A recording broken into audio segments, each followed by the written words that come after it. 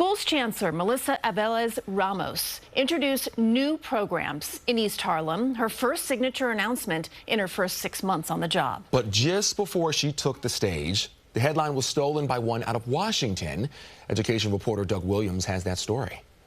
This initiative, called New York City Public Schools Cares, and the name says it all. Chancellor Melissa Aviles-Ramos spent her first 6 months on the job listening in what her office has called the 5-borough listening tour. She says the concerns she heard from educators and families then led to Thursday's launch of an anti-bullying and anti-vaping campaign, as well as Family Connectors, a volunteer program for parents who can help other parents navigate the system. We need to rely on our parent leaders to help connect our families to the resources. But it was during Thursday's remarks at Esperanza Prep in East Harlem that the federal funding for this school and thousands of others in the system was threatened by what's left of the Trump administration's Department of Ed. State education commissioners were told in a letter that they have 10 days to do away with DEI initiatives that the administration finds discriminatory, or lose federal Title I funding, which the majority of city public schools receives for low-income student bodies.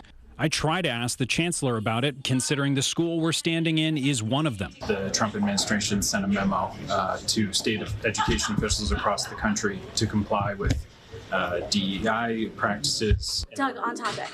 How is that off topic, respectfully? I mean, it impacts potentially every student in the system. You know what? We're here today to celebrate community, our families, our students who are going to be leading charges on wellness, on safety, and on all the resources that exist across New York City.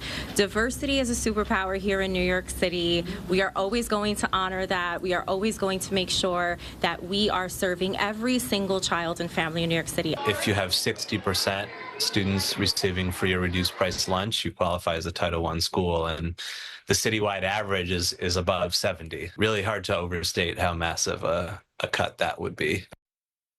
And Doug Williams joins us now with more. Doug, have any of our local education departments said what they plan to do? Yeah, I reached out to the departments of ed in New York, New Jersey, and Connecticut. Alan, spokespeople from all three are saying more or less the same thing right now. We just got the letter.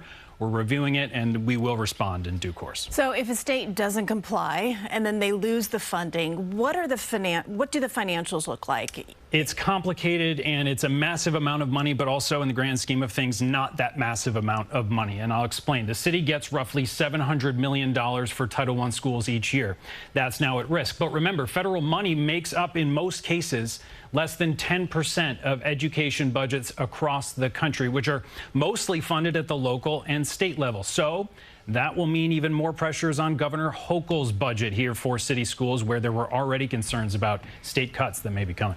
Wow. Okay. Doug Williams, thank you so much for staying on top of that. Of course. A lot more to come. Yep, absolutely. Thank you, Doug. Good to see you.